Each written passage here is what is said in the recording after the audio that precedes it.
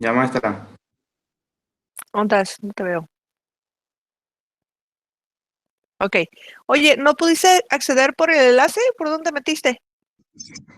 No, es que mi correo es Hotmail, pero no pude ingresar. Me aparece solicitar unirse. Ok.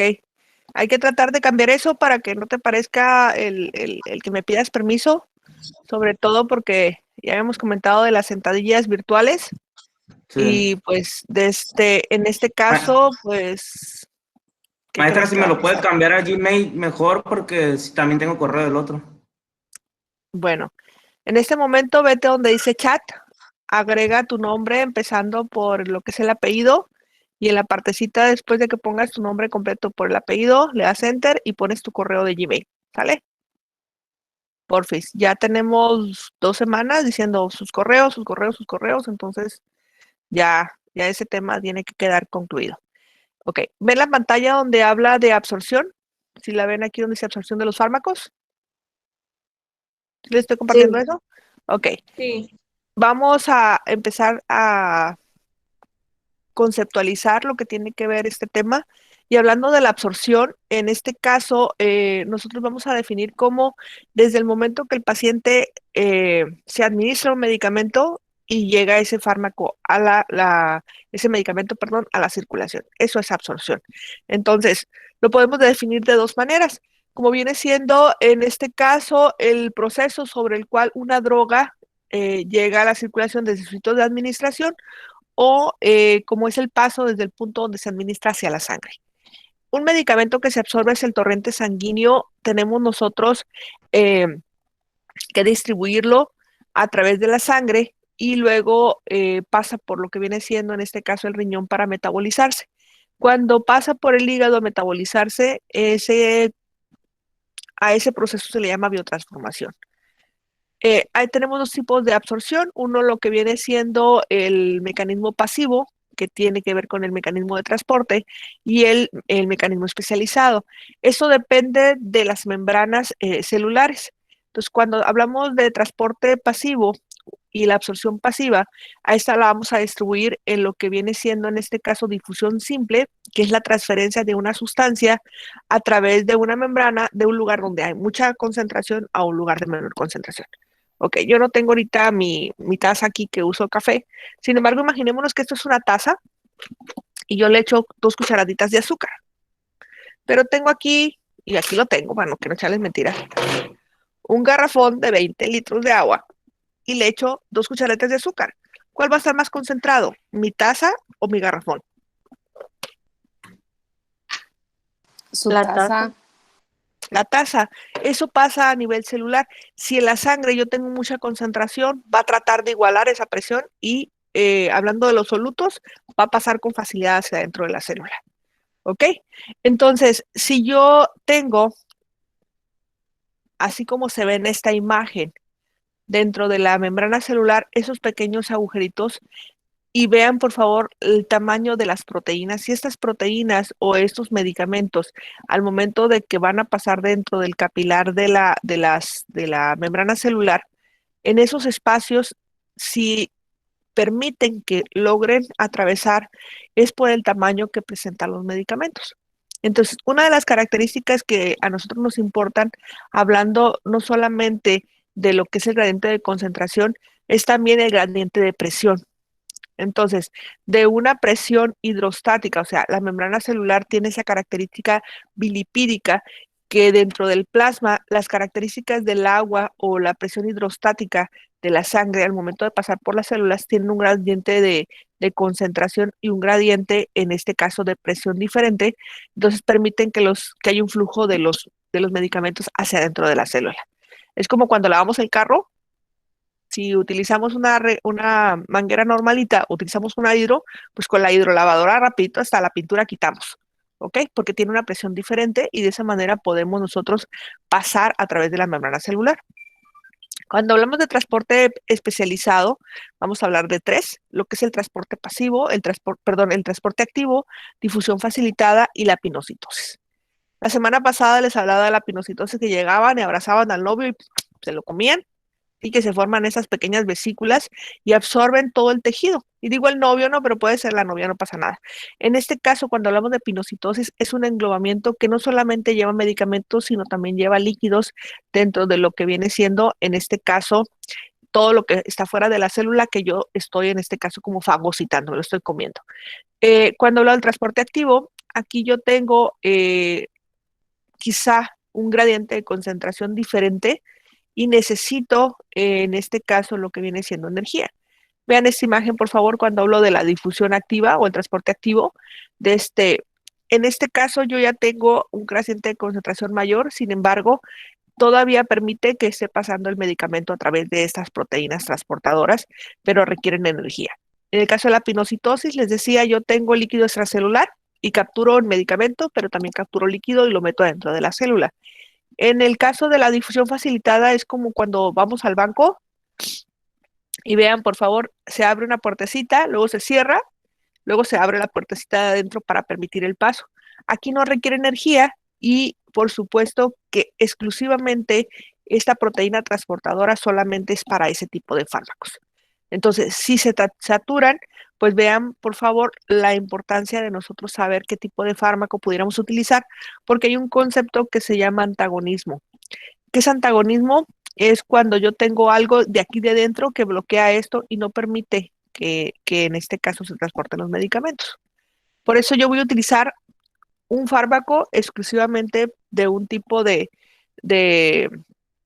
lo que tiene que ver el grupo de fármacos para atender a mi paciente sus necesidades y no voy a utilizar dos de lo mismo. Por ejemplo, si utilizo diclofenaco hablando de analgésico, pues no voy a utilizar naproxen ni tampoco voy a utilizar en este caso ketorolaco o o ibuprofeno. Los tres son antiinflamatorios, los tres sirven para dolor, los tres me quitan la fiebre. Puedo sumar al diclofenaco, al naproxen, al ketorolaco, al ibuprofeno, le puedo sumar yo paracetamol, porque el paracetamol no tiene propiedades antiinflamatorias, ¿ok? Pero yo no puedo utilizar esos tres juntos. Es como si dijera, voy a utilizar omeprazol y voy a utilizar pantoprazol. Los dos actúan para lo mismo. Es como si me quisiera poner dos tenis derechos, ¿sí? En el mismo pie. O sea, ya tengo uno, ya está ocupado. ¿Sale? Entonces, aquí tenemos las definiciones del transporte especializado, que decimos que es el transporte activo, la difusión facilitada de la pinocitosis. Cuando hablamos de las vías de absorción, yo la semana pasada les di así un parteaguas, un poquito. Sin embargo, les repito que que la próxima semana vamos a tener nosotros la oportunidad de ver un poquito ya definido, sobre todo para su tarea que tienen que hacer la última semana antes de irnos de vacaciones, de ventajas y desventajas de las vías de administración.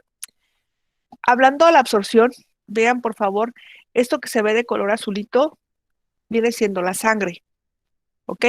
Eso que se vea de color verde y esos puntitos negros viene siendo el medicamento.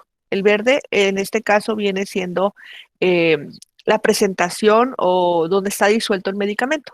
Entonces, cuando administro un medicamento intravenoso, pues directamente pasa a la circulación. Vean, por favor, esa figura rosita es el corazón, ¿no? Con mucha imaginación, ese corazón está medio raro, pero bueno, es el corazón que viene en el diagrama. Cuando se administra un medicamento por vía oral, vean, solamente una pequeñita parte, cuando hace contacto con en este caso, con la vía sublingual, es el que se va a pasar a la circulación. Pero si yo paso el medicamento por vía oral, tiene que llegar hacia lo que es el estómago y a partir del estómago, al momento de hacer contacto con él, el fármaco se empieza, en este caso, a absorber para distribuirse. Entonces, en ese trayecto y esto que logramos aquí, esto es la absorción. Vean, por favor, la importancia del intestino delgado, cómo interactúa todo ese flujo de sangre que tiene para absorber nutrientes y, por supuesto, también para absorber los medicamentos. Y aquí tenemos la vía intramuscular, la vía inhalatoria. Vean directamente hacia el sitio que nosotros queremos, que en este caso viene siendo el pulmón, ¿sí? Y, por supuesto, si seguimos esta línea del fármaco, vean, por favor, aquí ya está distribuyéndose cuando pasa al corazón y de ahí ya se distribuye. ¿Sale? Decíamos, hablando de la vía oral, que es la más cómoda, nos ocupa capacitar a nosotros porque desde que nacemos tenemos el reflejo de succión y por lo tanto, para pasar los medicamentos a nuestro cuerpo, la única característica necesaria es que el paciente tolere esa vía, que pueda tragar. Si eso no sucede, pues el paciente está contraindicado la vía oral. Hablando de que yo tenga una mejor absorción, pues el medicamento tiene que ser liposoluble. En la vía sublingual hay muy poquitos fármacos que puedo utilizar por esa vía, pero principalmente los fármacos antihipertensivos o utilizados para cardiopatía isquémica son los que voy a utilizar ahí. Sin embargo, hay dos que en lo particular yo quiero que se lleven ese semestre ustedes para lo que tiene que ver en atender a sus pacientes, que hablando de los analgésicos está ketorolaco sublingual, que es una maravilla. La presentación de 30 miligramos es lo mismo que si yo picara al paciente. Y también tenemos como antiinflamatorio lo que viene siendo nimesulida, que también nos va a ayudar bastante en una presentación orodispersable. Entonces, si yo tengo un paciente, por ejemplo, operado de amigdalitis, en el IMSS o en el ISSSTE, donde sea, le dan medicamento para dolor, naproxen, así grandototas las tabletas, y es una tortura para el paciente que pueda pasar incluso saliva, pues esa presentación de naproxen orodispersable les va a hacer que los quiera muchísimo y yo en lo particular, cuando lo conocí fue porque pasé esa situación y pues no podía tragar absolutamente nada, ¿no?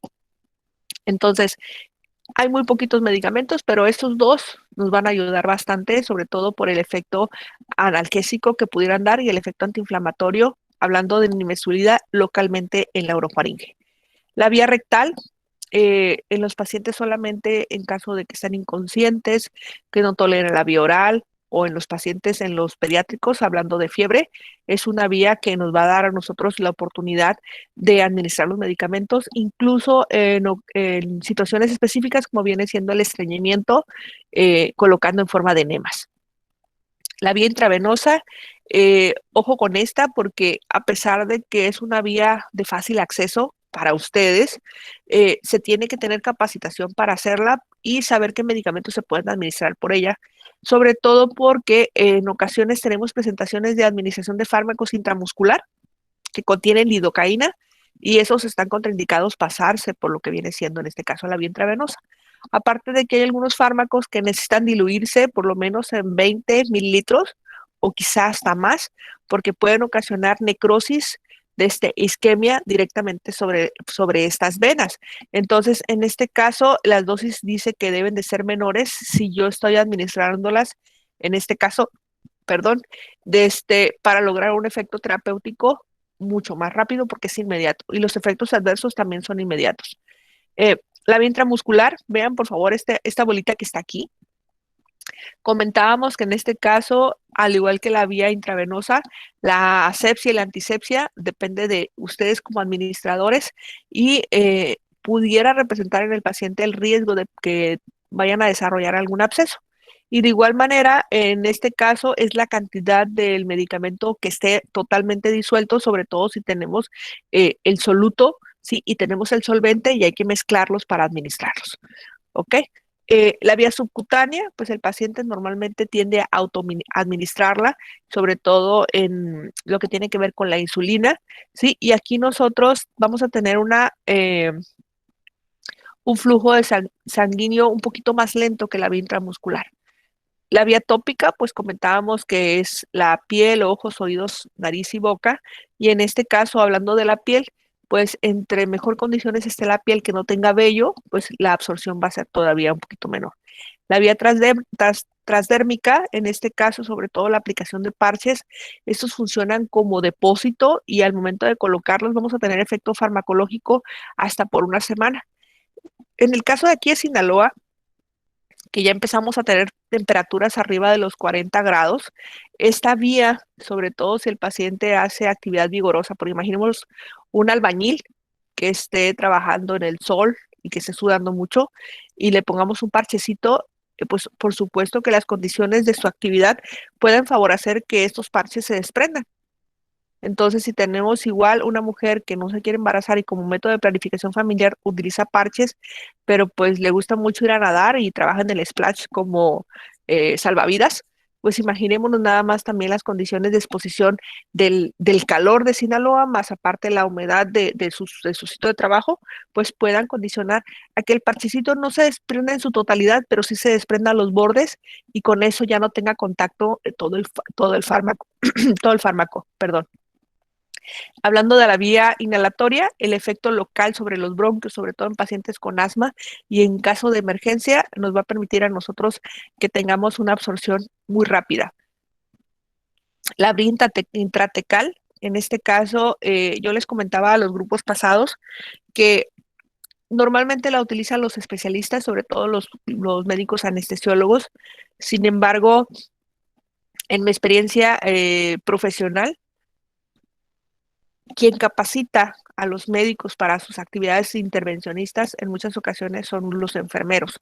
Entonces, si yo tengo una enfermera que está en quirófano, que normalmente le ha tocado hacer ese procedimiento y llega un residente nuevo o llega un médico nuevo a hacer un procedimiento y lo ve dudoso y algo, en muchas ocasiones así como que le dice, quítate, pero lo dice de una manera muy educada que le comenta, mire, doctor, fíjese cómo lo voy a hacer y me dice si estoy bien. O sea, es una forma como de decirte, te voy a enseñar a que lo hagas y no tengas miedo porque aquí estoy. Y, y es una especialidad muy bonita, pero la enfermera quirúrgica, híjole, es un ángel dentro del quirófano para los médicos y en algún momento ustedes pueden ser ese ángel para los médicos. Entonces, ¿de qué depende? De que conozcan la anatomía, de que conozcan la técnica, de que conozcan el fármaco y al momento de que hagan la punción, certifiquen que lo que están sacando ahí es líquido cefalorraquídeo para saber si ahí van a administrar los medicamentos. El líquido cefalorraquídeo tiene una función muy específica de transporte, ¿sí? Y engloba todo lo que viene siendo la médula espinal y también lo que viene siendo las meninges.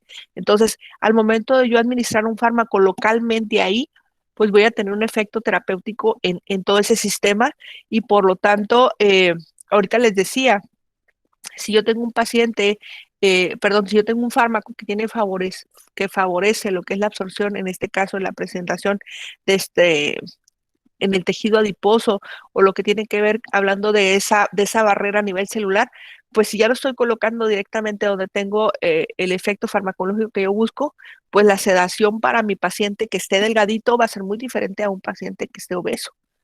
¿Ok? Entonces, esta vía intratecal, pues ustedes tienen que saber ventajas y desventajas. Hablando de la vía intraarterial, esa se utiliza poquito, sobre todo por el riesgo de necrosis y isquemia, porque algunos fármacos producen vasoespasmo, entonces por eso utilizamos la vía arterial. La vía intravenosa, perdón. En la vía intraósea, dice aquí que se utiliza para en situaciones de emergencias en la vía en reanimación cardiopulmonar. Sin embargo, también cuando yo tengo un problema de infección local en el hueso, ingreso ahí el medicamento para tener el efecto terapéutico mucho más rápido. Entonces, cuando entramos al quirófano, al lavado quirúrgico, en muchas ocasiones el médico en el procedimiento quirúrgico administra el fármaco aquí. Ok, ¿alguna pregunta hasta aquí? De mi parte no, maestra. No, Perfecto. Alberto, ¿ya anotaste tu correo? No, nomás puse mi nombre, lo voy a poner. Pues, ¿qué huele que qué? Porque luego después va a quedar ahí, yo ya no voy a repetir y ya sentadillas, ya, fueron muchos avisos. ¿Ok? Bueno, hablando de la solubilidad de los medicamentos, hablando de la formulación, de la concentración, circulación, la superficie absorbente y la molécula, son factores que van a modificar, en este caso, la absorción de los medicamentos. Entonces, ahorita les decía, yo tengo un fármaco, tengo un soluto y tengo un solvente. Les mostraba ahorita mi garrafón, y el garrafón de agua. Entonces, si la cantidad de soluto que yo tengo en el solvente es mucho mayor, ese gradiente o esa concentración va a impactar para tener un efecto terapéutico. ¿Ok? Aquí llegó Alberto Villalobos, compañero de Alberto Rojo, puros Albertos. Entonces, esa solubilidad al momento de absorber los fármacos impacta para que yo tenga, en este caso, y se modifique la absorción. Hablando de la formulación, dependiendo de la vía de administración, va a impactar también. Les decía ahorita, por ejemplo, tengo una lesión de la piel, pues al momento de administrar un medicamento tópico va a tener cambios. Si yo tengo en este caso lo que tiene que ver con diarrea, pues la vía rectal está contraindicada. Si estoy menstruando y quiero utilizar un medicamento vía vaginal, pues también está contraindicado. ¿Ok? Si tengo gripa y me quiero poner un fármaco intranasal para quitarme este problema de rinitis alérgica, pues tengo que limpiar la vía nasal para poder administrar el medicamento. ¿Ok? Hablando de la concentración, entre más concentrado esté el medicamento, más fácil va a ser su disociación. Esto tiene mucha relación con la solubilidad. La circulación, ahorita veíamos en líquido cefalorraquídeo, el líquido cefalorraquídeo no tiene una circulación adecuada. A nivel óseo, también los fármacos batallan un poquito para ingresar y por lo tanto el flujo sanguíneo que yo tengo ahí hace que yo tenga una modificación hablando de la absorción que sea deficiente. La superficie absorbente, como viene siendo en este caso los alvéolos, por eso tengo un efecto terapéutico muy rápido cuando utilizo un broncodilatador, porque absorbe muy fácil, al igual que la mucosa gastrointestinal. Sin embargo, hablando de la piel, pues yo tengo que producir ese cierto calor, a fricción, para que esto se absorba. Entonces, de esa manera yo pudiera mencionar al paciente el efecto terapéutico que yo ando buscando. La molécula del medicamento, así como veíamos ahorita ese como sedazo, donde les decía las partículas que van a entrar ahí, es dependiendo del agujerito que tiene la membrana. Entonces, yo tengo un medicamento muy grande y los agujeritos de la permeabilidad de la membrana están muy chiquitos. El transporte tiene que ser un transporte que necesite energía para que permite que pasen a través, en este caso, de lo que viene siendo las proteínas transportadoras. Entonces, aquí el tamaño se importa y entre más chiquitas, más fácil pasa el medicamento. ¿Ok? Por eso, vean por favor esta imagen. Vean estas capsulitas que traen pequeñas vesículas o pequeñas granitos y eso permite que el fármaco se pueda absorber con facilidad. Entonces, esta molécula al momento de pasar por el sistema digestivo nos permite a nosotros que interactúe o a pasar directamente sobre el pulmón. Es una de los plus que dan algunas presentaciones farmacológicas cuando al momento de nebulizar te permiten a ti que digan cuántas partículas por millón doy en cada disparo. ¿Ok? Entonces, en este caso, es lo referente a lo que tiene que ver con absorción. ¿Ok? ¿Preguntas hasta ahí? ¿Nadie? No, maestra. Bueno, entonces vamos a continuar en este momento con lo que viene siendo distribución.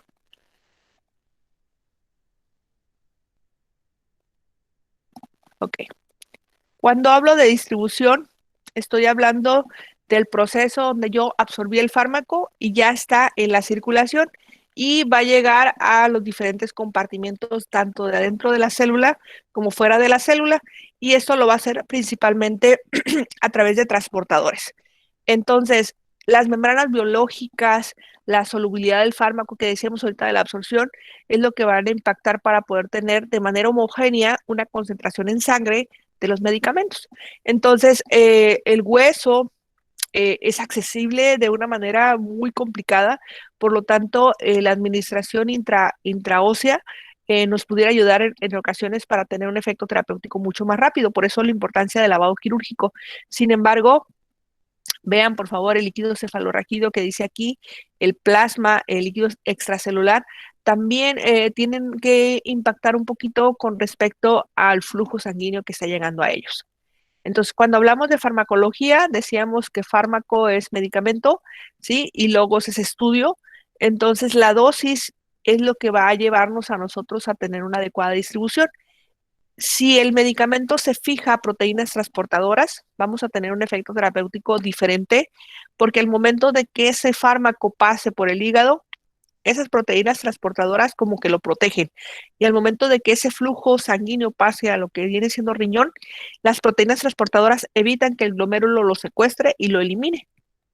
Sin embargo, hay algunos medicamentos, por ejemplo, que el efecto terapéutico lo hacen de barrido y sobre todo a nivel renal, por ejemplo, la fenazopiridina, que es un antiséptico urinario, que el efecto que yo busco es directamente sobre vejiga, sobre todo la uretra, para quitar el tenesmo urinario. ¿Ok? Nidia Nayeli, ¿sabes lo que es tenesmo urinario? ¿O tenesmo vesical? Lo que es que Tenesmo vesical. no desconozco ese término. Si quiere lo busco, no sé. ¿Ok? No, no, ahorita vamos a sacar otra víctima, tranquila. Ok. De Jania Parra, tenesmo vesical. Pues no sé, vesical me suena a vesícula, no sé. ¿Ok? ¿Alguien que sepa lo que es tenesmo vesical? Ganas o deseo de orinar. Así es la gente comúnmente le dice mal de orín. Entonces, que no se me quiten las ganas de orinar, utilizo un medicamento que es un acidificante urinario o antiséptico urinario, perdón, que es la fenazopiridina. Fenazopiridina, cuando pasa a la circulación y va directamente hacia el hígado, su metabolito activo es paracetamol. Entonces, hagan de cuenta que yo llego a la vejiga y al momento de orinar estoy orinando paracetamol, por eso se me quitan las ganas de seguir orinando. Y ese efecto farmacológico lo voy a tener a los primeros 3 a 5 minutos de haberme tomado el fármaco. Es una maravilla, sobre todo es esa necesidad del paciente de quedarse en el baño con esfuerzo y también debemos de saber nosotros que están contraindicados los pacientes que tienen trastornos hepáticos porque su metabolismo es en este caso, el paracetamol y es hepatotóxico. ¿Ok? Entonces, pigmenta la orina de color amarillo brillante o naranjo brillante, pero pues cuando yo coloco una sonda Foley y la retiro, al paciente le dejo la uretra lastimada, pues. Tanto hombres como mujeres, cuando toman ese medicamento, el efecto farmacológico, les comento, es rapidito. A los 3 minutos de habérselo tomado, el paciente ya descansa. Puede pasar quizá 24 horas en el baño yendo y no orinando nada, solamente gotea y le genera ardor, dificultad el no poder descansar. Fenazopiridina cada 8 horas y una chulada. Cero síntomas urinarios. Ok, entonces hablando de la distribución de los medicamentos, el transporte activo y la unión de los fármacos a los tejidos es lo que nos va a permitir a nosotros Maestra, tener una buena distribución. Mande, ¿tiene diapositivas puestas? Es que yo no las veo. Yo ¿no las ven? tampoco. No. Pobrecitos, pobrecitos. Pero si se ven ustedes o tampoco, nada más me ven a mí, chale. Nomás nosotros. Ok, bueno. Aquí está la primera diapositiva de distribución donde les mencionaba ahorita la definición. Es el proceso durante el cual un medicamento se distribuye de un lugar a otro desde el sitio de la absorción. Esto lo hace a través del paso de las membranas biológicas y se une a diversas proteínas. Esas proteínas, cuando tenemos la unión de un fármaco y una proteína, le decimos el binomio fármaco-proteína, ¿sí? O complejos fármaco-proteína. La única forma que se transportan es dependiendo del flujo que yo tengo de sangre para que este medicamento pueda llegar a los diferentes tejidos. Y les decía el concepto de lo que es fármaco, que es medicamento, ¿sí? Y decíamos logos es estudio. El transporte de los medicamentos, el transporte activo y la unión de los fármacos a los tejidos, eso va a permitir que nosotros tengamos una adecuada distribución. Aquí viene nuevamente lo que decíamos ahorita de la absorción, el tamaño del órgano, el flujo sanguíneo, la unión a proteínas y la solubilidad. Esto impactan para la distribución. Cuando hablo del tamaño del órgano, a diferencia que decíamos ahorita del tamaño de la molécula, es si el órgano es muy grande, por ejemplo, en este caso la mucosa intestinal, el alveolo, va a permitir que el fármaco se distribuya de una manera muy rápida.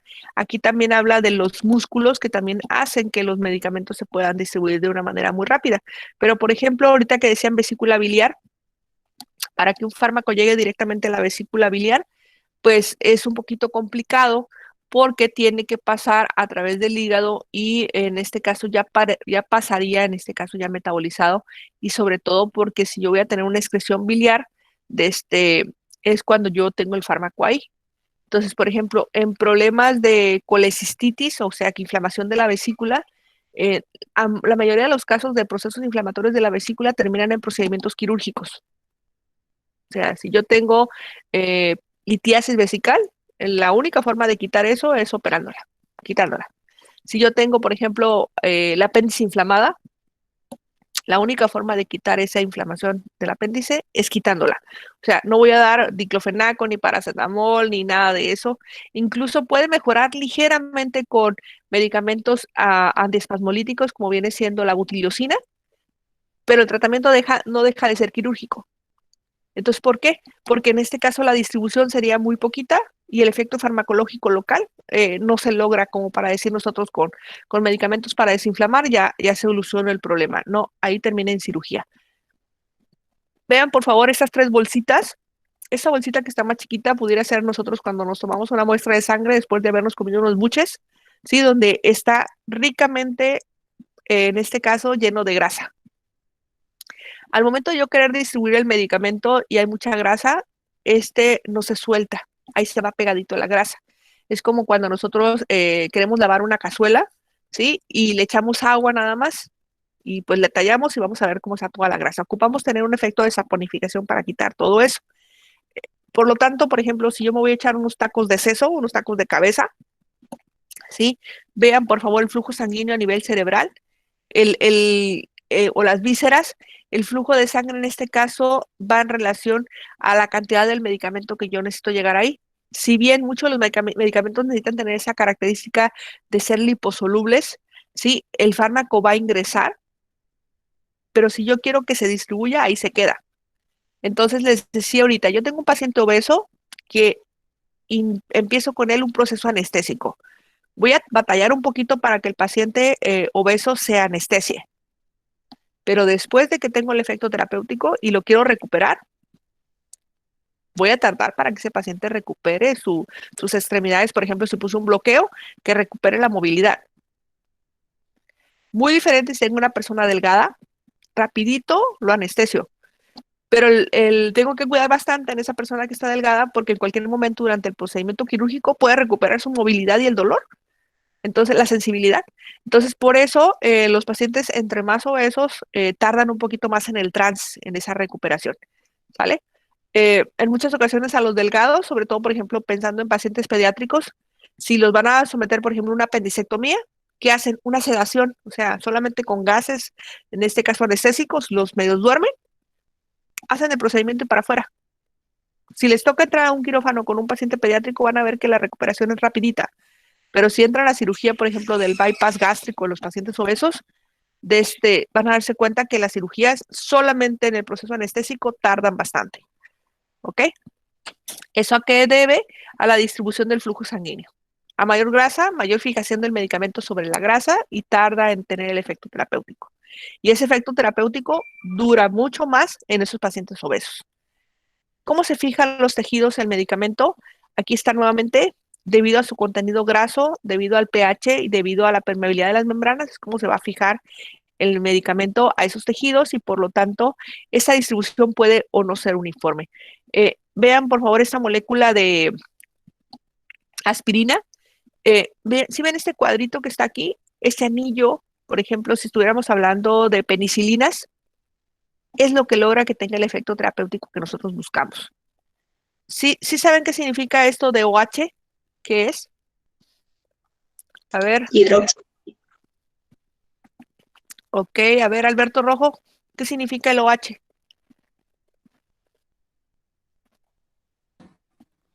No sé, profe. Ok, el último que llegó, el otro Alberto, que no es rojo.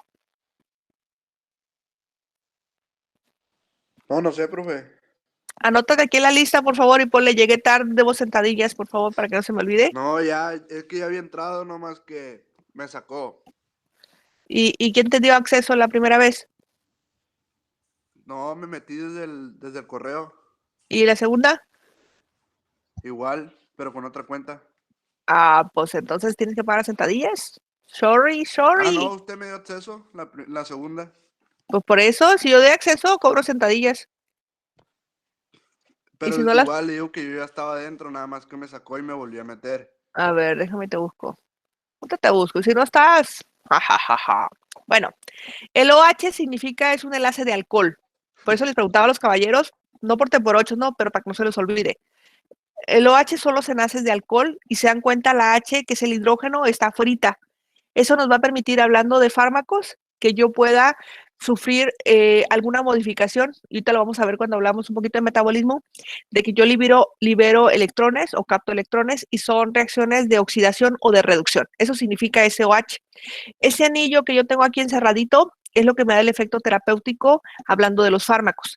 Entonces, esto va a ser que el flujo sanguíneo hacia el tejido y que esta molécula del medicamento puede ingresar adentro de la célula, me lo da el anillo y estos enlaces de alcohol. Es como cuando yo llego a una casa y yo sé que mi compañero está ahí muy feliz, sobre todo enojado con la mujer, y llego con un seisito. Y como no haciendo la cosa, en una mano un seisito y en la otra el sushi para la mujer. No es que si llegara a mi casa, ¿no? Pero pues pudiera pasar. Y por supuesto que voy a poner cara de limón con la cerveza, pero cuando dicen sushi, ay, pues pásale, aquí estamos, no pasa nada. O sea, pongo unas sillitas, ¿no? Entonces, esta presentación de ese alcohol, cuando tiene la capacidad de liberar esos hidrógenos, esos electrones, permite que yo tenga el efecto farmacológico. Una vez que yo tengo el fármaco totalmente distribuido, entonces ya ingresa lo que viene siendo el hígado, pero vean por favor nuevamente aquí ese énfasis en lo que tiene que ver el tejido adiposo. Ese tejido adiposo representa una alta afinidad a los medicamentos. Entre más gordito esté yo, mayor afinidad a los medicamentos, mayor riesgo de al momento de yo adelgazar, soltar esos fármacos que yo tenía en mi tejido adiposo y me puedo intoxicar. Entonces, cuando una persona adelgaza muchísimo, y digo muchísimo porque nosotros podemos subir de peso en un mes, quizá 1 kilo o 2 kilos por mes. En un año subimos 12 kilos. No sé ustedes cómo empezaron la pandemia, cuánto pesaban y cuánto pesan ahorita, ¿no? Sin embargo, cuando yo quiero bajar de peso, así como yo subí despacito 1 kilo, 2 kilos por mes, así los debo de bajar. Pero hay personas que hacen la dieta del agua, la dieta de lo que sea, y bajan hasta 6 kilos en un mes. Toda la sangre empieza a verse invadida por los adipocitos que empiezan a soltar donde se encontraban atrapados entre el músculo y esos van a pasar al hígado. Al momento de que pasan los adipocitos al hígado, se van a quedar ahí y empiezan a soltar las sustancias químicas y los pacientes pueden sufrir una intoxicación por esos adipocitos que estaban impregnados de medicamentos. Entonces, el paso hacia lo que es el sistema nervioso central, hablando de la distribución, solamente se permite si estas membranas están inflamadas. Si no están inflamadas, son muy pocos los fármacos que van a poder entrar, sobre todo porque hay una conexión entre las células endoteliales y el epitelio del líquido cefalorraquídeo. Sin embargo, vean, por favor, hablando de las características, el 10% de nuestro volumen intracraneal representa este líquido y está asociado al transporte de iones, agua y pues también a lo que viene siendo algunas sustancias y por supuesto la sangre. Sin embargo, cuando estamos hablando de la placenta, aquí es muy diferente.